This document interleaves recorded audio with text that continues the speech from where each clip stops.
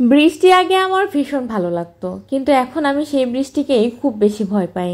তবে নিজের জন্য ভয় পাই না, আমার এই ছোট্ট বাচ্চা ভুট্টার জন্যই ভয় পাই। ফ্রাইডে মানে বিকেলে তো বের হতেই হবে। ঝড় বৃষ্টি যা কিছুই হোক না কেন, বাসায় তো থাকাই যাবে না। ওয়েদারটা বেশ মেঘলা, আজকে রেডি হয়েও শান্তি পাচ্ছিলাম। তবে ভয় পাচ্ছিলাম ওই যে বৃষ্টি যদি চলে আসে তাহলে আমার বাচ্চা ভুট্টার কি হবে। আগে তো বৃষ্টিতে ঘুরতে খুব বেশি ভালো লাগতো, এখনো যে ভালো লাগে না তা না, এখনো অনেক বেশি ভালো লাগে, কিন্তু ওই যে ভয় পাই। মা হলেও অনেক ভালো লাগাকে ত্যাগ করতে হয়। মায়েরা এমনই হয়, তাই না? পেট্রোল পাম্পে এসেছি গাড়িতে তেল নেওয়ার জন্য, অনেক ঘুরতে হবে, কিন্তু আসার পরেই গুড়ি গুড়ি বৃষ্টি শুরু হয়ে গেছে।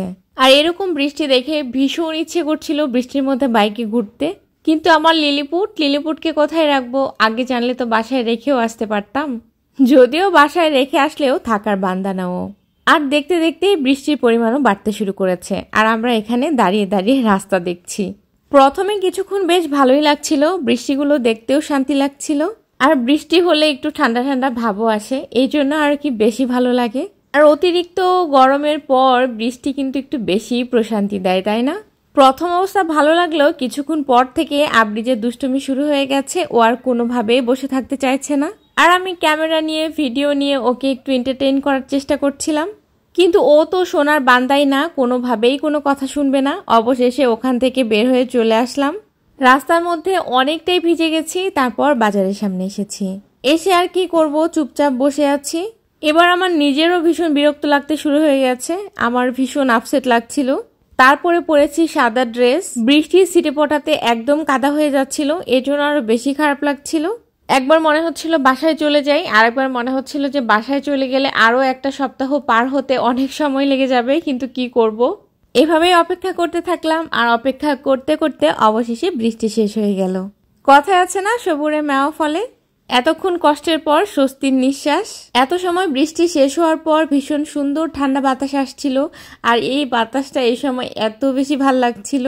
আর আমাদের মা ছেলের মন ভীষণ ফুরফুরে হয়ে গেছে। আবৃজ তো খুব খুশি, এতক্ষণ আটকা পড়ে থেকে অবশেষে বের হতে পেরেছে।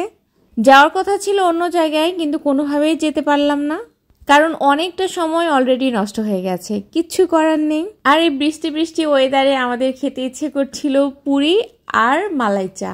কোথায় যাব ভাবতে ভাবতে মনে হলো যে দীঘাপতি আর রাজবাড়ির পাশে দুর্দান্ত পুরি আর মালাই চা পাওয়া যায়, তো ওখানেই যাওয়া যাক। আর এর আগে কখনো ট্রাইও করা হয়নি, তাই এখানেই আসলাম। আর এসে আবৃজ তো খেতে শুরু করে দিয়েছে। এইটার নাম কি আমি জানি না, তবে খেতে ভীষণ মজা। প্রথমে 1 প্লেট নিয়েছিলাম, তো আবৃজ আমাদের একটাও খেতে দিচ্ছিল না, এই জন্য পরে আমাদের জন্য আরো 1 প্লেট নিতে হয়েছে। আর এইখানকার পুরিটা এত বেশি মজা, এর আগে আমি এত মজার পুরি কখনো খাইনি। আর পুরির সঙ্গে স্পেশাল যে টকটা দিয়েছে, টকটা ভীষণ ইয়াম্মি। টক মিষ্টি ঝালের টকটা এত বেশি দুর্দান্ত ছিল যে আমি অনেক বেশি পুরি খেয়ে ফেলেছি।